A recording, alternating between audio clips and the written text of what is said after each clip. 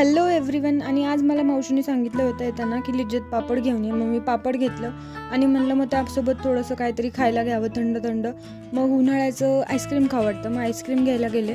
तिथे खूप सारे फ्लेवर्स होते, पण मग म्हणलं की आपण स्ट्रॉबेरी फ्लेवर घ्यावा. स्ट्रॉबेरी फ्लेवर सगळ्यांनाच आवडतो. मग स्ट्रॉबेरी फ्लेवरचं आईस्क्रीम घेतलं आणि आईस्क्रीम घेऊन मी पटपट घरी जायला निघाले. घरी पोहोचले.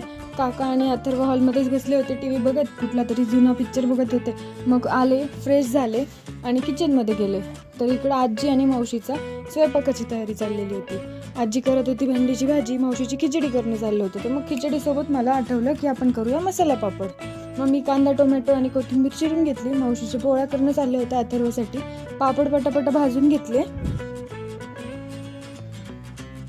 मग ते चिरलेला कांदा, टोमॅटो, कोथिंबीर घेतली आणि पापड भाजून झाल्याच्या नंतर त्यावर टाकलं मीठ. त्यानंतर टाकलं टोमॅटो, कांदा आणि थोडीशी कोथिंबीर.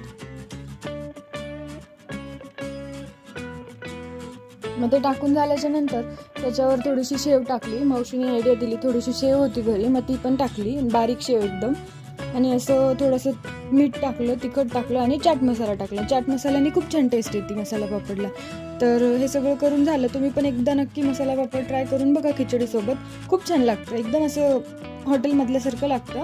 मग ते झालं, जेवण वगैरे केलं सगळ्यांनी मिळून आणि आम्ही गेलो थोड्या वेळ टेरेसवर चालायला. टेरेसवर चालून खाली आलो आणि आईस्क्रीम घेतलं होतं. ते आईस्क्रीम घेतलं, फ्रीजरमध्ये ठेवलं होतं. तर मस्त असं थंड झालं होतं ते. असं त्याच्यावर बर्फाचा एक लेअर तयार झाला होता. त्याच्यासोबत थोडं खेळत बसले आणि त्यानंतर मग सगळ्यांना आईस्क्रीम घेतलं. अथर्वने ते लगेच घेतलं, आजीला दिलं, मावशीला दिलं आणि मग सगळ्यांनी मिळून आम्ही आईस्क्रीम खाल्लं. जर व्हिडिओ आवडला असेल तर लाईक करा आणि सबस्क्राईब करायला विसरू नका.